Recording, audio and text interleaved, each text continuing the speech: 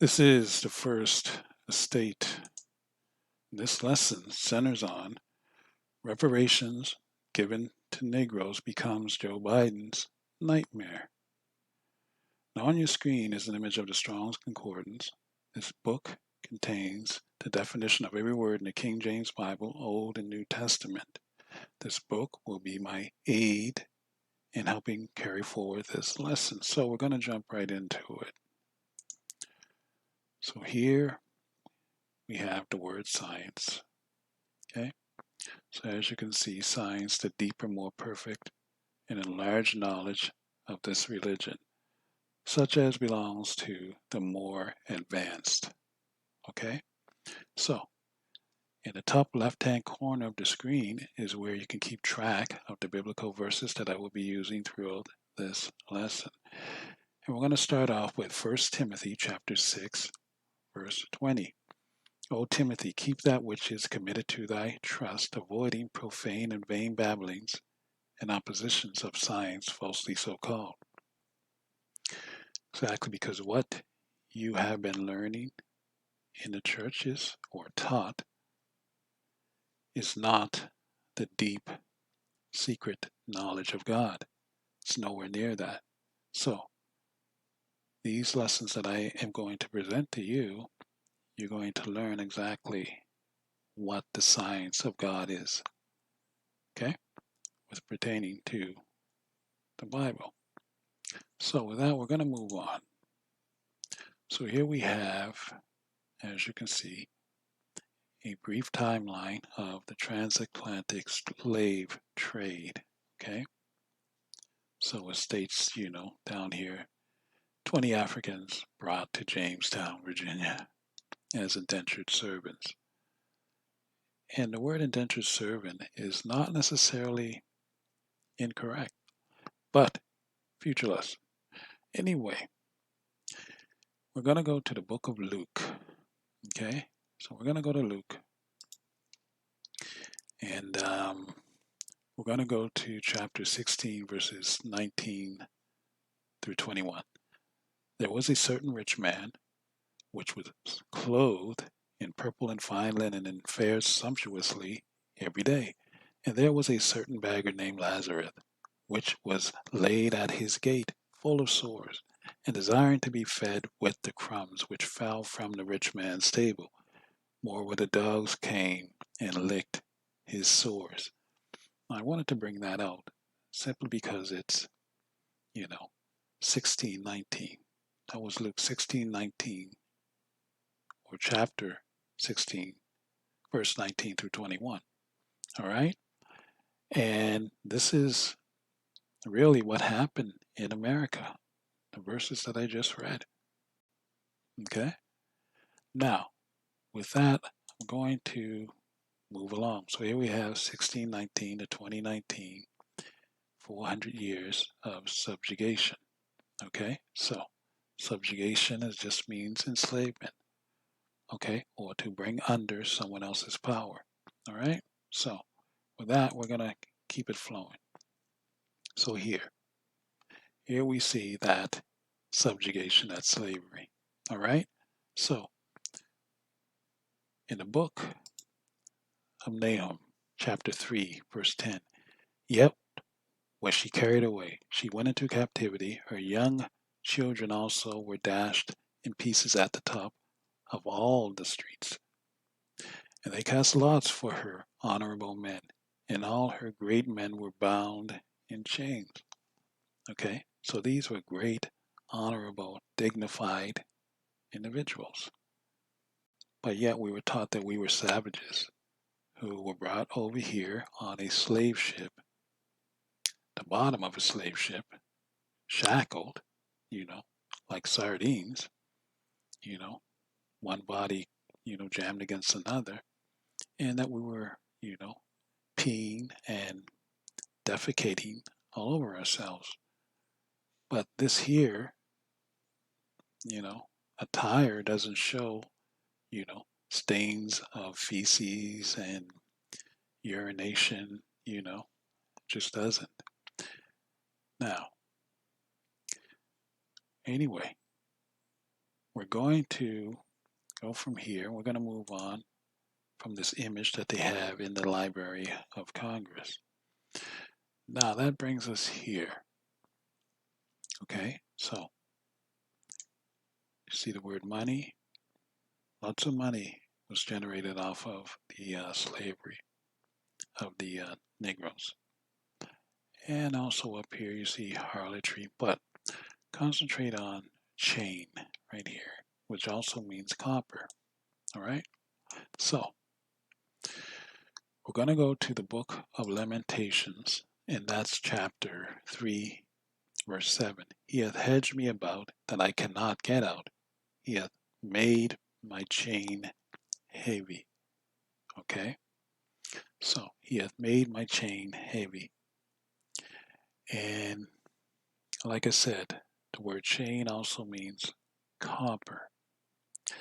We're hedged about, okay, barricaded in, surrounded by these Gentile nations. All right, and that includes the people from the continent of Africa because they are not of our bloodline. All right, I always have to point this out. So, chain also means copper, and chain also means body. Okay, so he hath hedged us about, round about. Now, here we have Webster's Dictionary 1828, definition of an American. A native of America originally applied to the Aboriginals or copper-colored races found here by the Europeans, but now applied to the descendants of Europeans born in America. Okay, so here we have America right here and short form for America, Amer. All right, brings us here.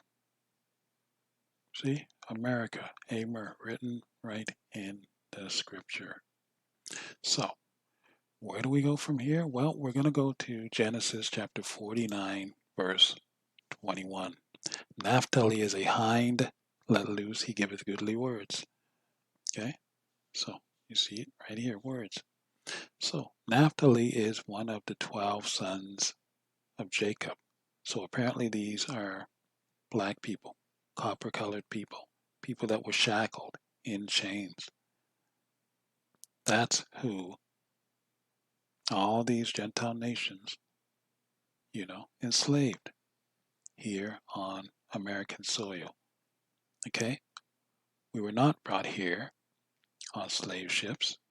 We are prisoners of war on our own land. That's what we are. That's why they can never ship us anywhere. Okay?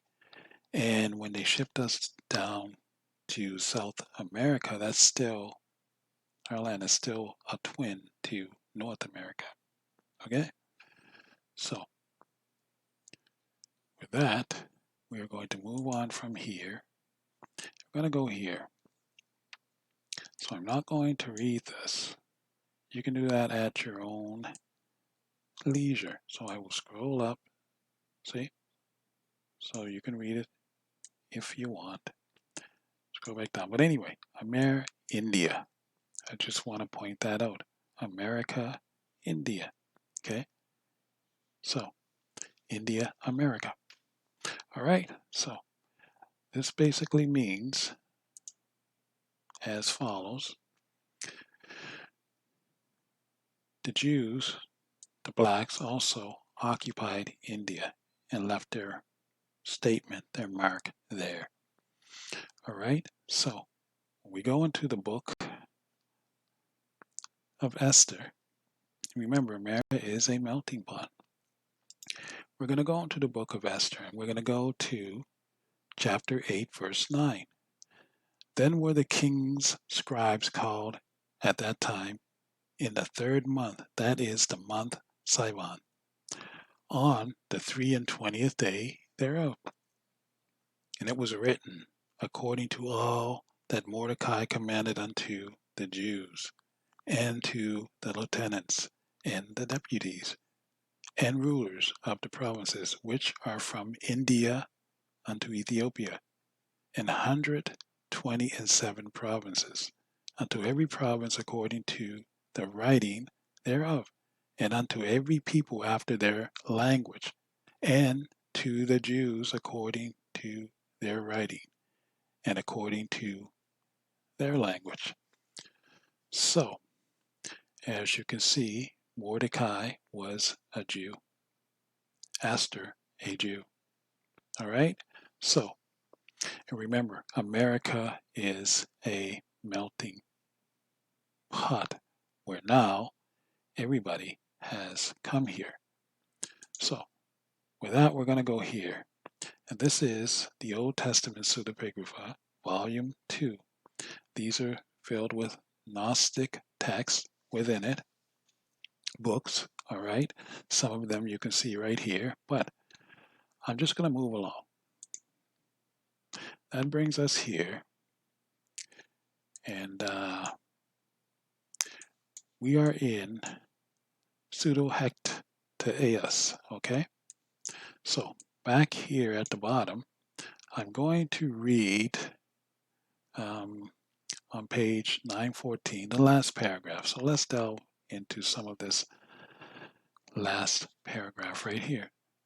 Such interpretation, however, has not taken into account how Louis has situated this writing within Greek ethnographical literature. Louis noted that Greeks or Greek ethnographers sought to classify peoples according to common characteristics. When certain peoples had characteristics in common, they were often linked genealogically by the ethnographers. For the present discussion, Louis noted that the Jews were considered descendants of the Indian philosopher by contemporaries of Hectaeus or Hecataeus. All right? So the Jews right here were considered descendants of the Indians. Okay? So which means that the people that Columbus saw when he came here, okay, were Jews. These were the original people that were known as Indian. That's my point. All right? So, with that, we're going to move on to here. So, we're going to figure out what exactly is a Jew, or we're going to further cement what a Jew is. Okay? So, here we have Jew, Judah. All right? Going here, Judah means praised, and the son of Jacob by Leah. We know that Judah is the Christ tribe. All right? So, here. Now, after the division of the kingdom, the name of this tribe was applied to one of the kingdoms, which included the tribes of Judah and Benjamin, with a portion of Simeon and Dan, and had Jerusalem for its metropolis. After the carrying away of the 10 tribes, and after the Babylonian exile, this name is applied to the whole land of Israel. Okay? So, brings us here. Now, I'm going to go to the book of Jeremiah. Jeremiah chapter 14, verse 2. Okay, so let's try that. Now, Judah mourneth, and the gates thereof languish. They are black unto the ground, and the cry of Jerusalem is gone up. So, the children of Israel are black. All right? And as you can see, to be of a dirty, blackish color, as of a sunburned skin. Dirty just means they are the descendants of Adam, who was formed from the dust or dirt of the ground, the deep, rich soil, like you would have a house plant, that rich, dark soil. All right? As of a sunburned skin. Okay? So, because in Psalms 84:11, the Lord God is a sun. The word S-U-N is there. All right? Now, I also want to bring out another verse here, and that will be in, let's say, the book of Zechariah. Zechariah chapter 12, verse 7. The Lord also shall save the tents of Judah first, that the glory of the house of David and the glory of the inhabitants of Jerusalem do not magnify themselves against Judah. Now, that's speaking of the tribe of Dan, because we all know that Dan caused a lot of corruption and a lot of confusion within the nation. Okay? He did not get an inheritance. I will also do lessons on Dan in the future. All right, so anyway, let's move along. So, brings us here. All right, so in the book of Genesis, chapter 15. So, Genesis chapter 15, and we're going to start at 12 through 14. When the sun was going down, a deep sleep fell upon Abram, and lo, an horror of great darkness fell upon him. And he said unto Abram, know of a surety that thy seed shall be a stranger in a land that is not theirs, and shall serve them, and they shall afflict them 400 years. And also that nation whom they shall serve will I judge, and afterwards shall they come out with great substance. So we already covered the whole 400 years, 1619 to 2019. That's 400 years. That's in the history books. Okay? It's just that they don't tell the full story. All right? Now, it also says in this, particular 3 verses that I just read, that we shall be strangers in a land that is not ours or theirs. Yes, because during slavery, I mean, it was war, and we were being pushed to this land that belonged to our brethren, the 12 tribes, their inheritance. So the inheritance got mixed up because of that. That's what it means, land that is not theirs. Okay? But then it says afterwards we should come up with great substance. Okay? So what is that substance? It's the property. See? First and foremost, it's the property, because this land, America, is our homeland. And land is wealth. Okay?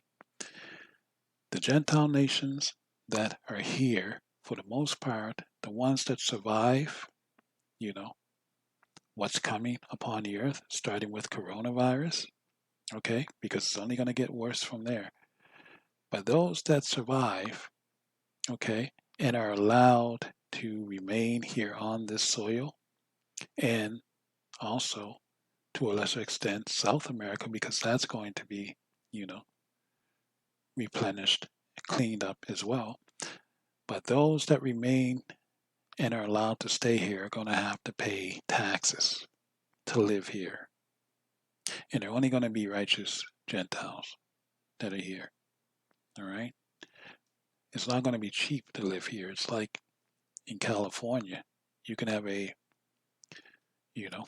600 square foot apartment. It's probably like $6,000 a month just to have that. Right? So imagine, the kingdom of heaven, trying to live there, how expensive it's going to be. So anyway, they should come up with great substance. That substance is, first and foremost, getting our property, our land back. All right?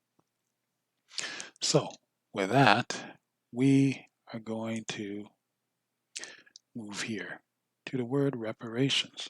So, we're going to go to the book of Amos. All right? So, in the book of Amos, chapter 9, verse 11, in that day will I raise up the tabernacle of David that is fallen, and close up the breaches thereof. And I will raise up his ruins, and I will build it as in the days of old. Very important. Okay? So, here we have the word reparations, okay? From the British Dictionary. And what exactly it means, okay? So, reparations, act of repairing, See, restoration. Okay? So, to restore. See, we just read that. God said he will repair, restored, the tabernacle of David as in the days of old. Okay? Act of repairing or mending. Hmm? See, apologies are going to take place here as well. Straight from the heart. Apologies by these Gentile nations and amongst the children of Israel. Okay? So, now we're going to move along. Here, Joe Biden. Build back better. Now, he's saying this as though his plan for America is what America's going to consist of, you know, 10, 20 years down the road. That's what he's thinking. But he doesn't understand what's really going on in a spiritual sense. So, in the book of Isaiah, chapter 60, verse 10, let's try that one. And the sons of strangers shall build up thy walls, and their kings shall minister unto thee. For in my wrath I smote thee, but in my favor have I had mercy on thee. So he doesn't know that America, the America that he's building along with these Gentiles, they're just building it back better for us, for the children of Israel.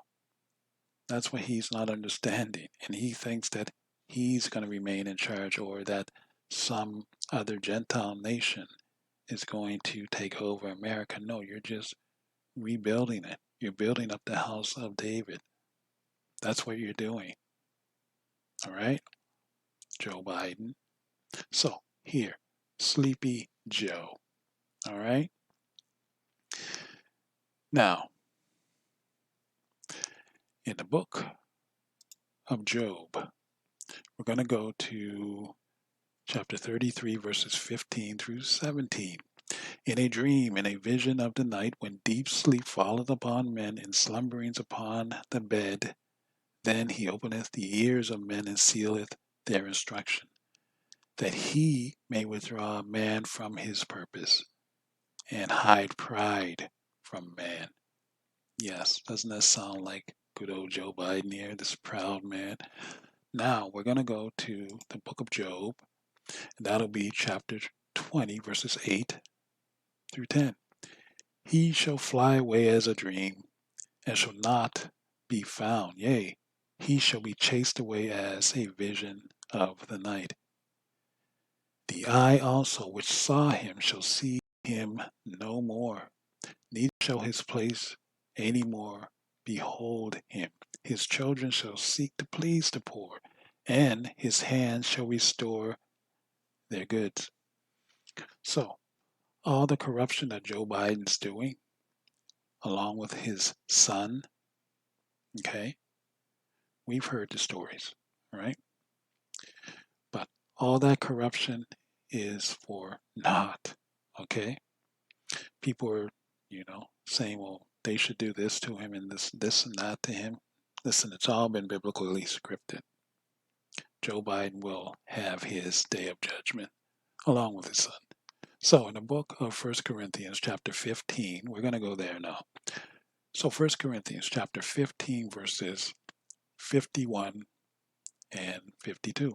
Behold, I show you a mystery. We should not all sleep, but we shall all be changed in a moment, in a twinkling of an eye, at the last trump. For the trumpet shall sound, and the dead shall be raised incorruptible, and we shall be changed. Yes, because coronavirus changed everything during Trump's term in office. Okay? Apparently, Sleepy Joe doesn't realize this. See? We should not all sleep like Sleepy Joe Biden. Okay?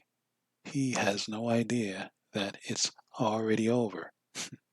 All right? He's just building back better. This new America for the Negroes. okay? Which it's even going to be greater than the eye can see right now. All right, so I just thought I'd just do a little lesson